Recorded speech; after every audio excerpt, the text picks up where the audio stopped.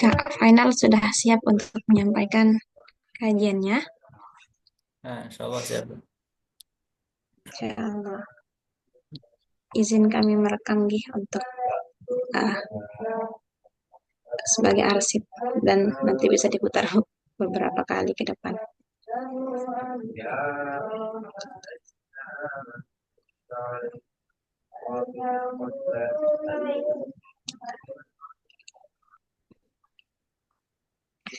Baik, izin kita mulai Kak ya. Bismillahirrahmanirrahim. Assalamualaikum warahmatullahi wabarakatuh.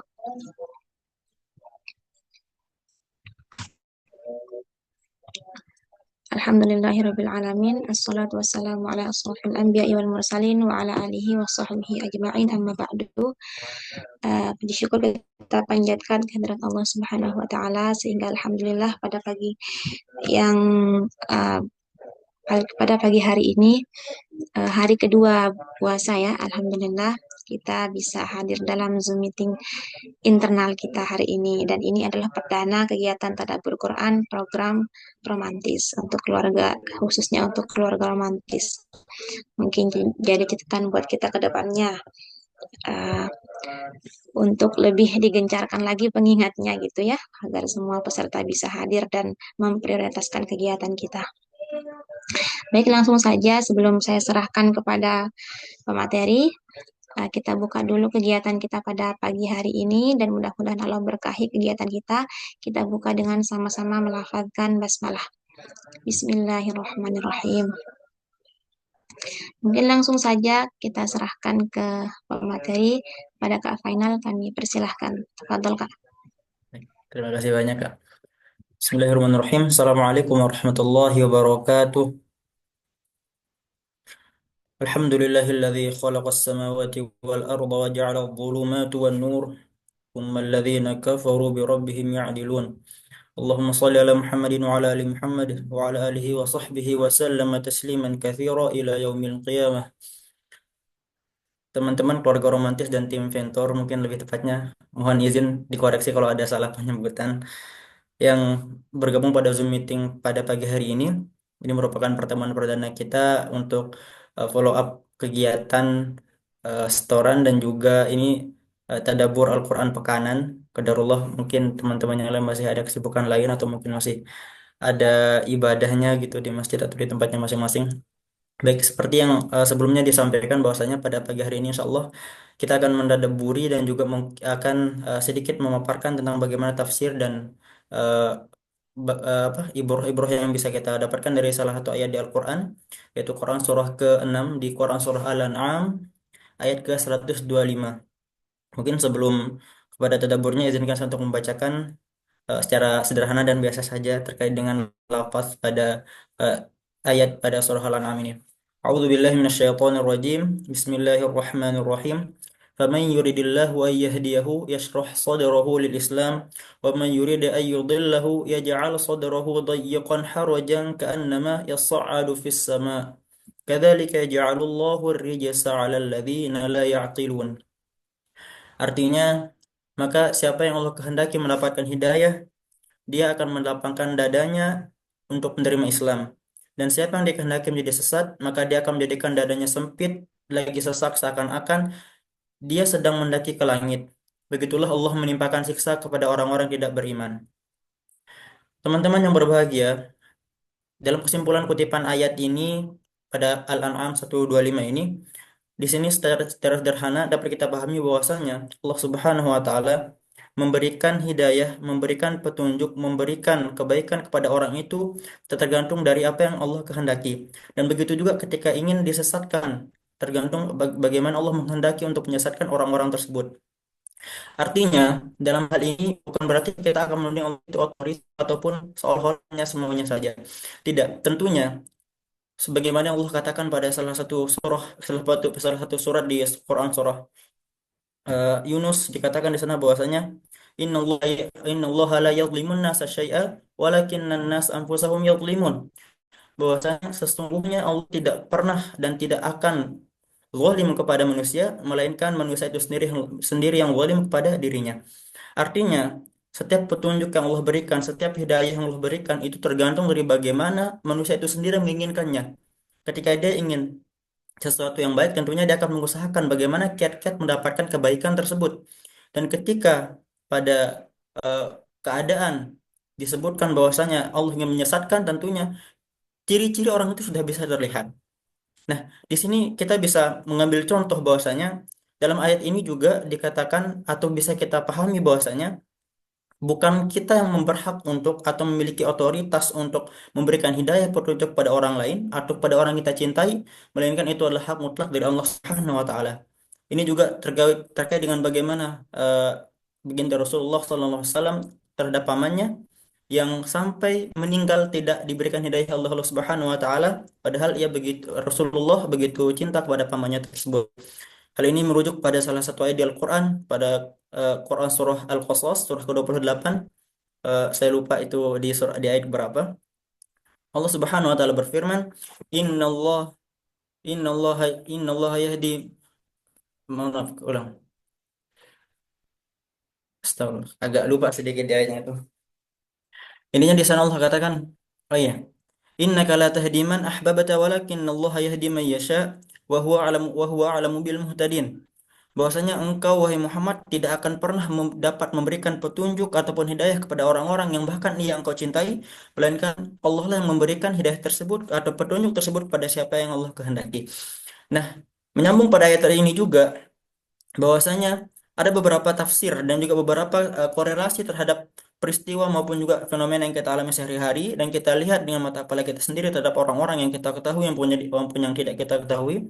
Dan di sini juga izinkan saya menyebutkan salah satu firman Allah Subhanahu wa taala yang juga berkaitan dengan ayat tersebut yang ada pada Quran surah Az-Zumar ayat ke-22. Afaman syarahallah afaman syarahallahu sadrahu lil Islam wa fahuwa ala nurim min rabbih. Maka apakah orang-orang yang dibukakan Allah hatinya untuk menerima agama Islam lalu ia mendapatkan cahaya dari Tuhannya dan seterusnya. Itu inti ayat tersebut.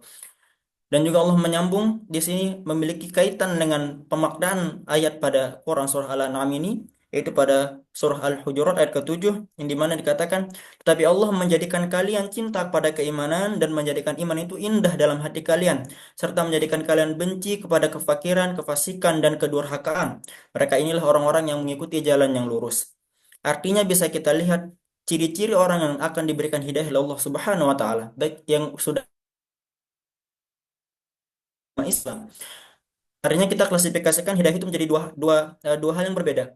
Yaitu hidayah ketika Allah menanamkan kecintaan terhadap keimanan dan keislaman dan ilmu-ilmu agama kepada satu orang yang memang dari lahir itu menjadi seorang yang Islam atau Muslim, dan Allah menanamkan hidayah keislaman itu kepada orang-orang yang sebelumnya dari lahir tidak memeluk agama Islam. Ayat ini juga berbicara terhadap yang dua tersebut. Nah, artinya kita mengetahui bagaimana dalam dunia ini mayoritas masih didominasi oleh orang-orang yang non-Muslim. Islam itu sebagai agama kedua. Nah, bahkan ketika kita berbicara Islam, orang Islam pun tidak mengetahui tentang apa yang ada pada agamanya. Nah, sehingga jika kita mengklasifikasikan dari hal yang pertama, maka ayat ini berbicara tentang orang-orang yang belum mengenal Islam secara keseluruhan dan belum mampu menerima ilmu agama untuk merubah hidupnya. Artinya kita lihat bagaimana teman-teman kita maupun juga orang di lingkungan kita. Banyak yang mengaku Islam tapi mungkin masih belum melaksanakan sholat, menyepelekan hal-hal yang itu merupakan kewajiban, bahkan juga banyak yang tidak melaksanakan puasa begitu. Bahkan sebenarnya teman-teman sekalian, saking bagaimana Allah di sini inginkan kebaikan pada orang itu ketika dikehendaki, maka setidaknya orang tersebut akan mengikuti ibadah-ibadah yang itu dikategorikan sebagai ibadah FOMO. Nah, dalam istilah sosiologi ini salah satu hal yang sebenarnya sangat mudah untuk dilaksanakan dan dilakukan oleh orang karena beberapa tuntutan-tuntutan sosial.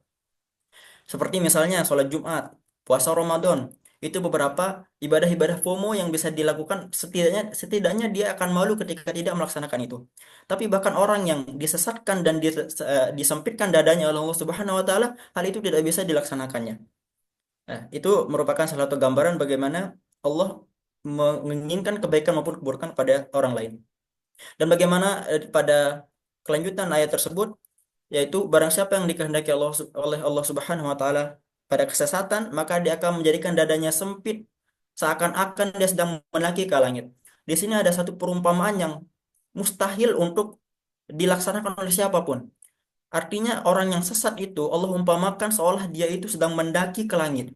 Bagaimana kita bisa mendaki ke langit? Tentunya itu hal yang tidak akan pernah terjadi. Itulah bagaimana gambaran jauhnya jalan dan juga jauhnya kondisi orang yang tidak diberikan hidayah itu oleh Allah Subhanahu wa taala. Maka bersyukurlah kepada kita semua di sini ketika kita sudah mendapatkan hidayah tersebut, harus menjaga sebaik-baik mungkin hidayah tersebut supaya tetap berada pada dalam diri kita, kemudian kita mengamalkannya dan juga masuk ke dalam kalbu kita sehingga kita bisa sepenuhnya menjalankan kebaikan, menjalankan kewajiban, meninggalkan hal-hal yang dilarang oleh Allah Subhanahu wa taala walaupun itu masih belum bisa maksimal kita laksanakan. Sedikit juga di sini pada penafsirannya, di mana Ibnu Abbas mengatakan sehubungan dengan ayat pada Quran Surah Al-An'am 125 tersebut bahwasanya di sini dikatakan bahwasanya sebagaimana yang definisi yang saya sebutkan tadi, Ibnu Abbas menafsirkan bahwasanya ayat tersebut terkait dengan orang yang belum masuk Islam dan juga setelah itu masuk kepada Islam.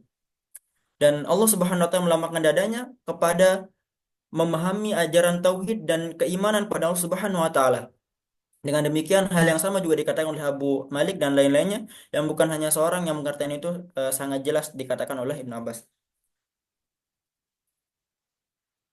Kemudian Abdul Razak mengatakan dalam cerita yang diceritakan pada Imam As-Taburi dari Amr ibnu Qais, dari Amr ibnu Mur'ah dan juga dan Abu Ja'far yang mengatakan bahwasanya Nabi SAW pernah ditanya, orang beriman manakah yang paling cerdas akalnya? Maka Rasulullah SAW menjawab, orang yang paling banyak mengingat mati di antara mereka dan yang paling banyak membekali dirinya untuk hidup sesudah mati. Maka ini yang dikatakan oleh Rasulullah sebagai orang-orang yang paling cerdas dalam kehidupannya. Dan kemudian Rasulullah juga ditanya terkait dengan ayat yang tadi saya sebutkan, bahwasanya wahai Rasulullah, apakah yang dimaksud dengan melapangkan dadanya? Di sini yang bertanya adalah salah satu sahabat. Maka Rasulullah SAW bersabda menjawab pertanyaan tersebut, itu adalah nur atau cahaya yang dipancarkan ke dalam hatinya sehingga hati orang tersebut menjadi lapang dan mau menerima ajaran Islam dan kebaikan-kebaikan yang ada dalam agama.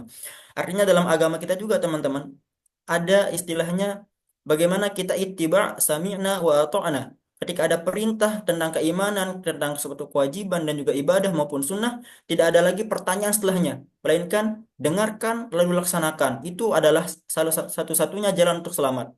Karena kita mengetahui bagaimana kemudian Bani Israel disesatkan oleh Allah Subhanahu wa taala karena mereka terlalu banyak bertanya.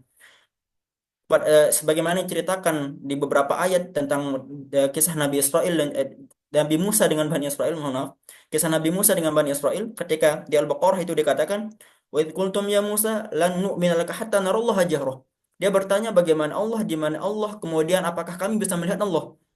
Itu merupakan ciri-ciri kesesatan orang-orang yang kemudian di dalam dadanya ditanamkan hal-hal yang tidak akan mendapatkan kebaikan.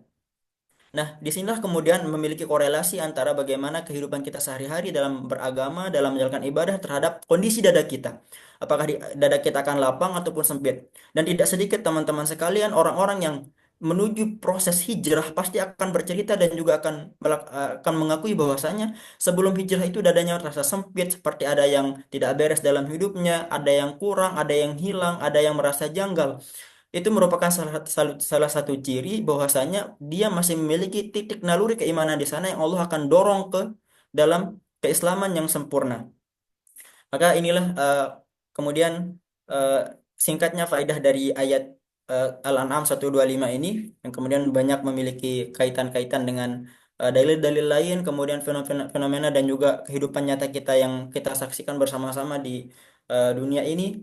Dan mungkin sekadar itu dulu yang dapat saya sampaikan, walaupun mungkin di sini ada beberapa banyak yang masih saya ingin sebutkan, tapi untuk menghemat waktu, jadi cukup dan mungkin bisa kita berdiskusi untuk lebih lanjutnya ataupun kita cukupkan nanti saya kembalikan kepada kakak-kakak di tim Ventor. Terima kasih. Assalamualaikum warahmatullahi wabarakatuh. Waalaikumsalam warahmatullahi wabarakatuh. Masya Allah ya, daging sekali materinya pada hari ini tentang tadabbur Quran Surah Al-An'am ayat 125. Itu berkaitan dengan hidayah yang Allah berikan ya, tergantung bagaimana respon dari manusia itu sendiri. Jadi bukan berarti orang-orang yang belum mendapat hidayah itu Allah itu otoriter gitu Kak ya, bukan gitu ya. Tapi tergantung bagaimana respon kita, bagaimana eh, pikiran kita gitu, bagaimana cara kita tanggap apakah ke negatif atau positifnya gitu. Mungkin kita lanjut ke diskusi ya. Mungkin dari teman-teman ada yang ingin didiskusikan, ada yang ingin ditanyakan agar lebih menambah wawasan kita pada pagi hari ini. Mungkin disilahkan. Alhamdulillah ini Kak Kurniati sudah join, Kak Wahidah sudah join, Masya Allah. Mungkin ada? Mungkin sementara dari saya dulu Kak. Mau sedikit bertanya. Oh iya, boleh silakan Ya, Kak. eh, kan eh, biasanya kita setiap orang kan beda pola pikirnya mungkin ya. Terus ada juga dia yang beranggapan bahwa selama ini kok saya kok Allah ndak positif ke saya sih kayak gitu. Karena saya ini kan setiap kali melakukan ini salah, setiap kali melakukan itu salah. Gimana cara kita menyampaikan ke orang yang memiliki pandangan seperti itu, Kak, untuk tetap kita mengajak dia untuk ayo positif, Allah Allah bersama kita kok.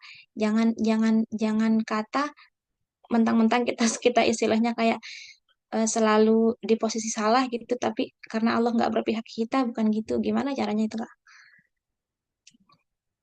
Baik, terima kasih banyak atas pertanyaannya Kak. Jadi di Ya. sini sebelum saya jawab, ada salah satu ayat di Quran Surah An-Nisa juga di sana dikatakan, Innallaha la yadhlimu mithqala dzarrah. Bahwasanya Allah tidak akan pernah untuk menzalimi bahkan sebesar biji zarrah. Itu sebagaimana kita ketahui pada surah Az-Zalzalah, zarrah itu biji yang sangat kecil begitu kan. Nah, Allah tidak akan pernah zalim di sana. Artinya Allah akan tetap berlaku adil sedangkan bagaimana kehendaknya itu akan dirasa itu paling adil gitu. Karena kita tahu sebagaimana yang dalam Al-Quran juga di Quran Suratin, alias Allah biahkamil hakimin. Nah, bahwasanya Allah adalah bukankah Allah itu sebaik-baik hakim gitu. Kemudian salah satu hadis juga dikatakan dalam hadis qudsi yang mungkin populer sekali dan kita semua sudah mengetahui bahwasanya di sana dikatakan Allah itu tergantung bagaimana prasangka makhluknya.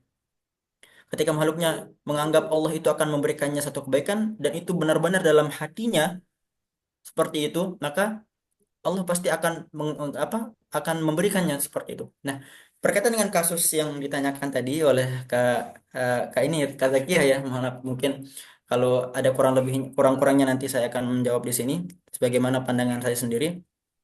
Memang begini, hidayah ini tidak akan pernah kita tahu kapan datangnya dan kepada siapa yang akan menghampiri. Bahkan kepada orang-orang yang banyak kasus dan banyak sekali berita yang kita dengar, ada beberapa kejadian orang yang bahkan itu mondok bertahun-tahun sampai hafal Al-Quran ternyata ujung-ujungnya murtad, ujung-ujungnya pindah agama. Dan bahkan sekarang juga ada salah satu eh, entah itu selebgram atau siapa yang namanya Mbak Kumaila kalau nggak salah. Saya lihat di beberapa konten di Instagram itu. Dia adalah penghafal Al-Quran dari kecil, tapi sekarang malah mencela orang yang menghafal Al-Quran, mempertanyakan untuk apa Al-Quran itu dihafalkan, lalu kemudian apa gunanya, apa manfaatnya. Tentunya bagi kita orang yang berilmu yang Allah karuniakan kita pemahaman tentang agama ini akan langsung ngeh bahwasanya kalau kata Luhut itu bukan Al-Quran yang gelap, kau yang gelap gitu. Jadi kurang lebihnya seperti itu. Kepada orang-orang yang seperti ini, tentunya tugas kita adalah watawasau bil haq, watawasau bis sabr. Hanya itu, tetap kita berada pada jalan menasihati kepada kebaikan dan menasihati kepada kesabaran. Artinya kita tidak akan pernah tahu bagaimana kondisi yang ada dalam diri orang tersebut. Dan dia sendirilah yang tahu bagaimana kemudian hubungan dia dengan Allah. Apa yang kemudian pada sehari-harinya itu yang bermasalah. Karena biasanya kasusnya selalu pasti ketika ia ingin kepada satu kebaikan, kemudian seperti ada saja halangannya. Ada satu amalan, ada satu kegiatan atau satu perbuatan yang dia yang mungkin itu sangat Allah cela gitu. Seperti misal mohon maaf, musyrik. Orang-orang yang menganggap hal-hal yang menjerumuskan kepada syirik, kepada hal-hal yang mungkin kalau di Indonesia banyak yang kita temukan di Pulau Jawa mungkinnya kayak sesajen atau mungkin ritual-ritual seperti itu. Ketika ada kebaikan datang sulit diterima karena mungkin ada goresan-goresan amalan seperti itu. Atau ketika itu dalam hatinya ada kemunafikan di sana. Ada hal yang seperti dia ingin menyangkal. Makanya kenapa agama Islam itu di pandangan orang-orang ateis dikatakan sebagai agama yang tidak ilmiah. Karena hal-hal yang disuruh diyakini dan diikuti adalah hal-hal keimanan begitu. Sedangkan Allah telah menyebutkan dalam awal Al-Quran ini, dalam Quran Surah Al-Baqarah, alladzina yu'minuna bil ghaib wa yuqimuna shalah, yang beriman kepada yang gaib. Ini adalah dasar dulu. Ketika orang itu tidak mampu untuk beriman, artinya dia terlalu cerdas sehingga perlu keilmiahan untuk beragama, maka disinilah letak kesalahannya. Letak bagaimana Allah tidak bisa untuk, bagaimana Allah bisa memasukkan dat keimanan ke dalam hatinya ketika dia sendiri mencoba melawan, mencoba melawan keimanan itu dengan kepicikan dari pikirannya. Seperti yang saya katakan tadi di cerita Bani Israel begitu. Nah, kemudian bahkan Rasulullah SAW dalam satu ayat dalam Quran Surah Al-Maidah dikatakan, Ya ayuhar rasulu balligh ma unzila ilaika wa illam taf'al fama ballaghta risalatah. Fokus pada di sini awal ayatnya, Ya ayuhar rasul balligh ma unzila ilaika min rabbik. Tugasnya adalah hanya menyampaikan apa yang diturunkan kepadanya dari Robnya begitu. Dan itu juga menjadi tugas kita tentunya, seperti bagaimana kita ketahui kita memiliki kewajiban untuk menyampaikan dakwah yang mulia ini begitu. Nah, ketika kepada orang-orang tersebut susah untuk eh, untuk dapat memasuki keimanan atau dia mendapatkan hidayah di sana, padahal dia sangat ingin. Rumahnya sebenarnya sederhana. Ketika dia menginginkan hidayah, ada tindakan di sana. Bukan hanya ketika dia mengatakan itu, kemudian seolah-olah ada hidayah yang akan muncul. Tidak. Kita akan melihat orang itu ketika dia ingin mengatakan, kenapa ya Allah kok tidak berpihak kepada saya? Kenapa selalu bernasib tidak baik? Kenapa mungkin kalau saya bolong-bolong? Tidak. Kita lihat apakah ada usaha atau tidak. Ketika sudah ada usaha di sana, pasti Allah akan memberikan satu jalan, walaupun itu mungkin tidak mudah. Saya baru kemarin bukan bertemu tapi dicat oleh salah satu adik tingkat saya di kampus di Unram itu, satu prodi saya sama dia. Dia baru kemarin hijrah di semester 2 dan sekarang sudah semester 4, 1 tahun dia hijrah. Dia itu menceritakan bagaimana kemudian sulitnya hijrah ini. Dijauhi teman-teman, kemudian juga dianggap aneh ketika berpakaian syar'i begitu kan. Ini di lingkungan kampus. Ketika orang yang Allah kehendaki ada kebaikan di dalamnya kepada dirinya, maka dia akan tetap teguh bagaimanapun rintangannya. Tapi ketika dia lemah dan itu hanya satu kata perkataan dia saja, maka dia akan goyah. Saya juga memiliki teman yang dulu dia Masya Allah bahkan bercadar, tapi sekarang itu mohon maaf mungkin pakainya sudah tidak syar'i lagi. Dan itu tanda nyata bagaimana korelasi antara perkataan, keimanan dan juga perbuatan kita. Sehingga dikatakan definisi keimanan itu adalah diucapkan dengan lisan, diamalkan dengan perbuatan dan diyakini dengan hati. Makanya kembali ke sana.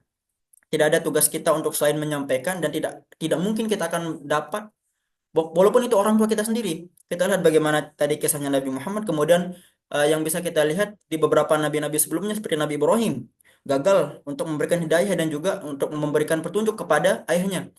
Bahkan dalam Al-Quran Allah melarang dan mengharamkan Nabi Ibrahim untuk meminta ampunan kepada ayahnya sendiri.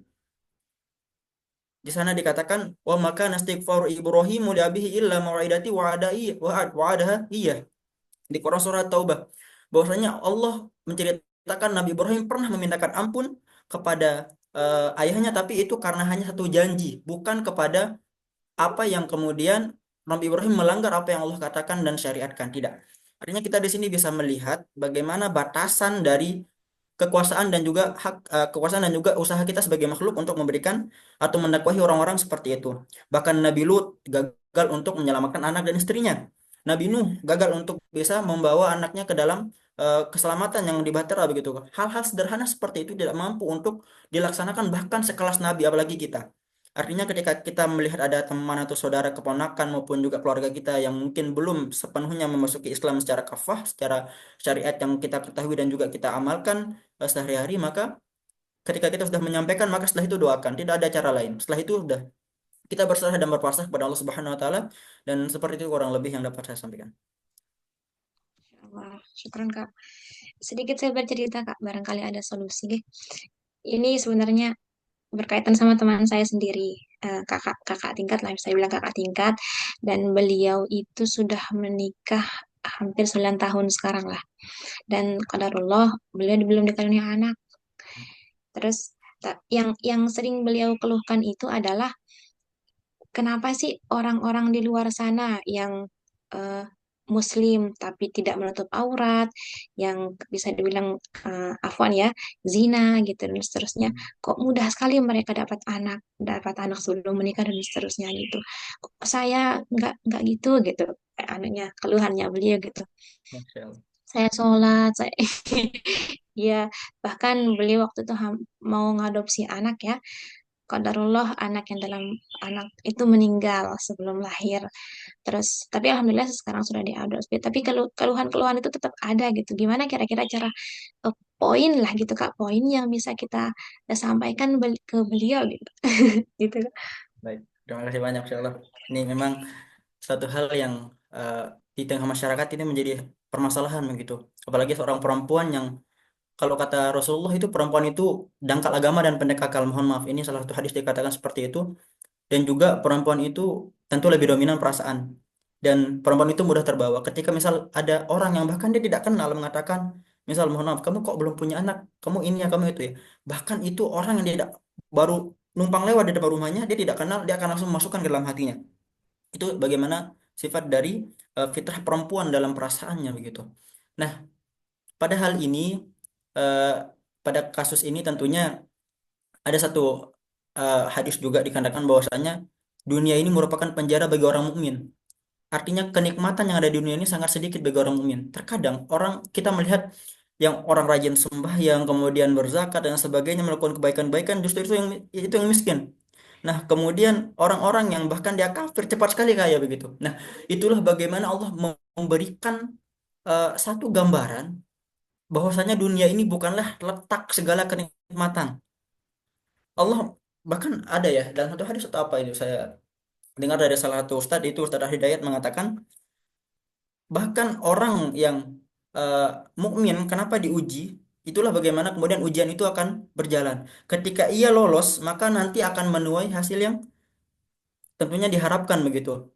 Nah, ini juga berkaitan dengan ayat dalam surah Al-Ankabut ayat keduanya. Hasiban nasu ayyutraku ay yaqulu amanna wa hum la yuftanun. Apakah manusia itu mengira mereka sudah beriman padahal mereka belum diuji? Nah, tentunya la yukallifullahu nafsan illa wus'aha. Bahkan kalimat atau lafaz ini diulang 4 kali dengan lafaz yang berbeda di Al-Qur'an. Di Al-An'am, kemudian juga ada la tukallaf illa nafsak yang ada di An-Nisa begitu. Nah, di sini kita akan kembali melihat bagaimana kadar keimanan orang tersebut yang Allah uji dengan ujian yang sangat berat. Tentunya di sini masalah anak ya. Apalagi dalam masyarakat yang kita tahu orang-orang kan berkomentar negatif, tentunya berprasangka yang tidak baik, tidak gitu pada orang yang belum Allah belum dikaruniai anak gitu. Lalu bagaimana kita akan menasihati dan memberikan penyampaian? Maka satu-satunya cara adalah kita tetap untuk apa ya memberikan doktrin bahwasanya ini adalah cara Allah untuk menguji hambanya. Artinya di setiap ujian itu ada pahala yang sangat besar yang Allah siapkan di sana dalam di atas kesabaran kita. Sebagaimana Allah katakan dalam Az-Zumar, "Innama yuwaffas sabiruna ajrahum bighairi hisab." Bahwasanya pahala sabar ini satu-satunya pahala yang tidak pernah akan ada batasnya dilimpahkan pada orang-orang yang kemudian dia sabar dalam ujiannya. Nah, kemudian ada satu ayat yang sangat indah sekali dalam Al-Baqarah di ayat 216 kalau tidak salah. Dikatakan pada saat itu ketika ada ayat turun untuk perang, kutiba alaikumul qital wa huwa kurhul lakum ini dalam konteks perang ya. Tapi lanjutan ayatnya wa asa an takrahu syai'an wa huwa khairul lakum wa asa an tuhibbu syai'an wa huwa syarrul lakum wallahu ya'lamu wa antum la ta'lamun. Nah, ketika ada hal yang kita mengira itu buruk, belum tentu itu buruk, tapi malah itu yang akan baik bagi kita. Ketika ada hal yang kita merasa itu kita cintai, kemudian itu kebaikan, justru itu nanti yang menjadi keburukan bagi kita. Dan Allah tegaskan, Wallahu ya'lamu wa antum la ta'lamun. Bahwasanya Allah tahu dan kamu tidak tahu. Itu juga berlaku ketika Nabi Nuh protes pada Allah dalam surah Hud itu. Dalam surah Hud protes Nabi Nuh. eh, di sana dikatakan bahwasanya astagfirullah. Biar saya ini buka ayatnya aja ya, biar tidak salah-salah dan tidak menghabiskan banyak waktu untuk kita berpikir. Ini terkait dengan masalah anak juga masih tentang bagaimana Allah mengaruniai anak itu apakah akan menjadi kebaikan atau tidak. Dan ini juga berkaitan dengan salah satu ayat yang di At-Tawwabun, innama amwalukum wa auladukum fitnah. Bahwasanya terkadang itu anak dan juga istri itu merupakan satu ujian begitu. Nah, ujiannya tidak tahu letaknya pada di mana gitu di masing-masing kehidupan kita. Di Quran surah Nuh di sini dikatakan bahwasanya wa nada nuhu rabbahu faqala rabbi inna bani min ahli wa inna wa'dakal haqqu wa anta ahkamul hakimin. Jadi Nabi Nuh protes, ya Allah, itu kan anak saya, kenapa? Dan merupakan bagian dari keluarga saya dan itu merupakan janjimu yang benar dan engkau adalah benar-benar eh, adil dan juga seadil-adilnya begitu. Nah, kemudian dijawab oleh Allah pada ayat berikutnya, qala ya nuhu innahu laisa min ahlik. Wahai Nuh, itu sungguhnya bukan merupakan bagian dari keluargamu. Innahu amalun ghairu salih, fala tas'alni ma laisa laka bihi ilm. Sungguhnya dia tidak memiliki amal yang solih dan maka janganlah tanyakan apa yang bukan menjadi ilmumu atau hal yang kamu ketahui. Ini a'idzuka an takuna minal jahilin. Sungguhnya inilah caraku untuk menjauhi dirimu dari kejahilan atau kebodohan. Dan di sini ayat berikutnya Nabi Nuh kemudian meminta maaf pada Allah. Qala rabbi inni a'udzubika an as'alaka ma laysa li bihi ilm wa illa taghfir li wa tarhamni akum minal khasirin. Jadi memang tantangannya Kak dalam hal ini terkadang memang bahkan sering kita akan berpikir pasti akan kita menyalahkan Allah di sini. Kenapa Allah berlaku tidak adil, seolah tidak adil begitu kan? Nah, bahkan itu manusiawi sekali. Bahkan Nabi pun protes di sini. Itu anak saya, bagian keluarga saya, kenapa juga dia tidak diselamatkan ya Allah begitu. Tapi Allah mengatakan kok kan fala tas'alni ma laisa laka bihi ilm. Jangan tanya saya kata Allah apa yang tidak kamu ketahui. Sungguhnya itulah cara Allah untuk menghindari kita dari hal-hal yang buat kita akan rugi atau ada kebodohan bagi kita. Dan Nabi Nuh langsung mengatakan di sana, fa illam taghfirli wa tarhamni dan aku nanda minal khosirin. Sungguhnya ya Allah, kalau engkau tidak mengampuni dan juga mengasihi saya, maka saya termasuk orang-orang yang merugi. Nah, dalam hal ini tentunya kita akan memberikan nasihat kepada orang tersebut untuk tetap bersabar di atas jalan kesabaran itu. Insya Allah ini merupakan yang terbaik, yang dimana kita tidak akan pernah tahu ketika anak itu lahir bagaimana kemudian kondisi kita. Entah mungkin itu yang akan melalaikan kita, memberikan cobaan bagi kita dengan cara mungkin keimanan kita yang akan berkurang. Pasti ada hikmah di sana yang Allah tanamkan. Kenapa tidak dikaruniai anak? Begitu. Nah, ada juga dulu di salah satu ini saya kurang tahu ini cerita dari kalangan mana, tapi itu ada di Quran surah Al-A'raf di mana di sana dikatakan saya buka saja untuk anunya, saya ingat ayatnya tapi lafaznya saya lupa gitu. Quran surah Al-A'raf di sini dikatakan di Quran surah Al-A'raf 189, "Walladzi khalaqakum min nafsin wahidah wa ja'ala minha zawjaha liyaskuna ilaiha. Falamma taghasyaha hamalat hamlan khafifan famarrat bih." Jadi ada orang yang Allah ceritakan di sini yang dia juga tidak bisa mengandung di sini, tidak dikaruniai oleh anak oleh Allah Subhanahu wa taala. Kemudian Allah mengabulkan permintaannya. Falamma athqalat da'wallaha rabbahuma. Ketika Allah Rabb mereka, ibu dan bapak ini mengabulkan permintaan mereka, lain ataitana sholihan lanakunanna minasyakirin. Kata mereka, ya Allah, jika aku dikaruniai anak, bisa dicek di Quran surah Al-A'raf ayat 189, maka sungguhnya kami akan benar-benar menjadi orang yang bersyukur pada Allah di sini. Kata mereka kepada Allah begitu di ayat ini. Tapi ternyata pada ayat berikutnya Allah jelaskan, falamma atahuma sholihan ja'ala lahu syuraka fima atahuma. Nauzubillah. Ketika anak itu sudah lahir ternyata mereka itu malah syirik dan mensekutukan Allah atas hadirnya anak tersebut. Ini satu hikmah yang sangat besar bagaimana kemudian Allah menceritakan orang yang mengatakan dirinya akan bersyukur terhadap satu nikmat yang Allah belum berikan, ketika Allah sudah berikan maka dia akan kufur. Ini juga berkaitan dengan ayat yang ada pada Quran surah Ar-Rum, di sana dikatakan bahwasanya eh, orang-orang yang dia meminta kepada Allah untuk diselamatkan dari bahaya di tengah laut, maka dan dia mengatakan dia akan menjadi orang-orang soleh setelahnya, setelah Allah menyelamatkan mereka. Tapi ternyata ketika Allah menyelamatkan mereka ke daratan, mereka kembali menjadi orang yang musyrik dan kafir kepada Allah Subhanahu wa taala. Ini bagaimana inkonsistensi manusia mengatakan sebelumnya akan begini ketika akan dapat ini, namun ketika dapat malah tetap akan kufur pada Allah Subhanahu wa taala. Kurang lebihnya begitu yang dapat saya jelaskan ya. Ya, Masya Allah, jelas banget, Kak. Tadi Quran Surah Al-A'raf ayat berapa, Kak? 189 dan 190 itu 9. ya, dan itu memang kasusnya Allah jelaskan di sana sama seperti ini. Iya, iya, betul, betul, betul. Masya Allah. Alhamdulillah sudah dapat poinnya. Masya Allah. Syukran, Kak. Ini Sama. selanjutnya, Kak Wahidah, raise hand. Tafadhal, Kak Wahidah. Mungkin ada yang ingin ditanyakan atau didiskusikan. Kita persilahkan. Assalamualaikum warahmatullahi wabarakatuh. Waalaikumsalam warahmatullahi wabarakatuh. Wassalamualaikum. Ya, apa namanya, sekedar menambahi aja dari pertanyaan tadi, di yang mana di surat ada di surat Yunus, Qul bi fadlillahi wa bi rahmatihi fabidzalika falyafrahu huwa khairum mimma yajma'un. Katakanlah wahai Muhammad, dengan karunia Allah dan rahmatnya, hendaklah dengan itu mereka bergembira. Itu lebih baik daripada apa yang mereka kumpulkan. Jadi Allah memerintahkan kepada Nabi Muhammad SAW agar mereka mengatakan kepada umatnya bahwa rahmat Allah adalah karunia yang paling utama, melebihi keutamaan-keutamaan lain yang diberikan kepada mereka di dunia. Oleh sebab itu, Allah memerintahkan agar mereka bergembira dan bersyukur atas nikmat yang mereka terima, yang melebihi kenikmatan-kenikmatan yang lain. Jadi di sini sudah jelas sekali bahwa kita sebagai manusia jangan hanya memikirkan ketidakberpihakan Allah kepada kita, tetapi hendaknya kita lebih memikirkan kepada segala kenikmatan yang Allah berikan kepada kita. Kalau sekedar hanya tidak punya anak begitu, saya rasa tidak ada bandingannya dengan kenikmatan yang Allah berikan.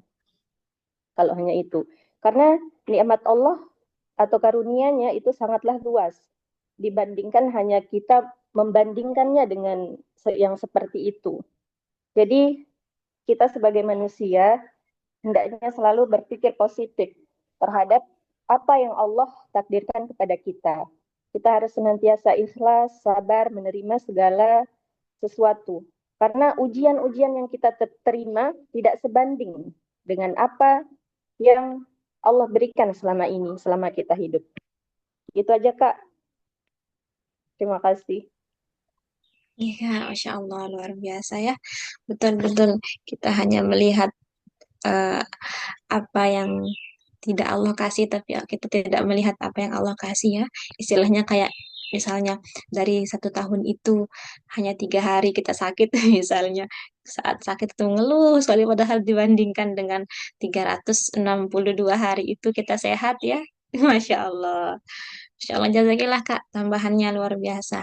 Mungkin dari yang lain ada yang mau didiskusikan lagi, silahkan.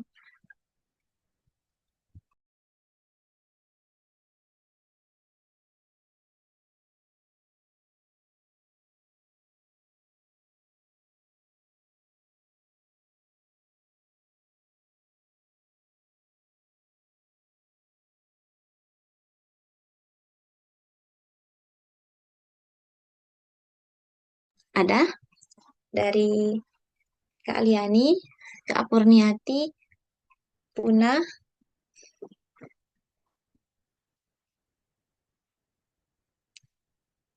cukup? Jika tidak ada, mungkin kita cukupkan ya. Alhamdulillah, pagi hari ini kita sudah mendapatkan ilmu terkait tadabbur Quran Surah Al-An'am ayat 125. Masya Allah, luar biasa. Alhamdulillah. Semoga agenda-agenda seperti ini bisa kita tetap rutinkan, bisa kita tetap buat kalau bisa setiap hari ya. Biar tetap ada tambahan-tambahan wawasan. Sebenarnya ini juga untuk kami tim sih sebenarnya yang masih sedang ingin istiqomah bersama Al-Quran gitu kan. Jadi Alhamdulillah Allah hadirkan orang-orang yang dekat sama Al-Quran seperti Kak Wahida, Kak Fainal, Kak Kurniati, Masya Allah. Itu menjadi jalan kita juga untuk bersama-sama belajar gitu ya. Terima kasih banyak sudah bergabung menjadi keluarga romantis. Mudah-mudahan Allah istiqomahkan kita bersama Al-Quran. Amin ya Rabbal Alamin. Mungkin itu dulu kegiatan kita pada pagi hari ini. Selamat beraktivitas. Jangan lupa basmalah. Semoga Allah berkahi setiap aktivitas kita pada hari ini dengan kita sambil berpuasa. Terus jangan lupa lisannya tetap berzikir. Ya, Masya Allah, ini pengingat buat saya juga. Ya, mungkin itu saja Terima kasih kepada Kak Fainal sudah berkenan menjadi pemateri kita pada pagi hari ini. Dan terima kasih juga kepada semua teman-teman yang sudah hadir. Semoga Allah istiqomahkan. Mungkin kita tutup kegiatan kita dengan sama-sama melafazkan hamdalah dan doa kafaratul majelis.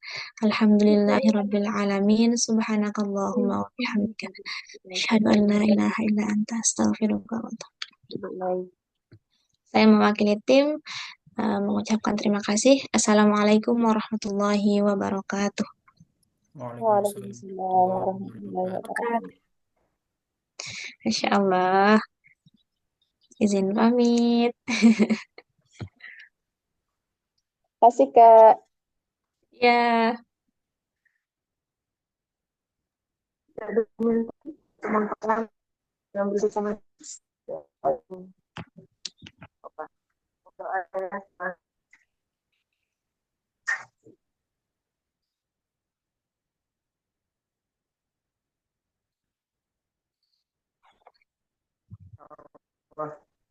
luar biasa ya hari ini.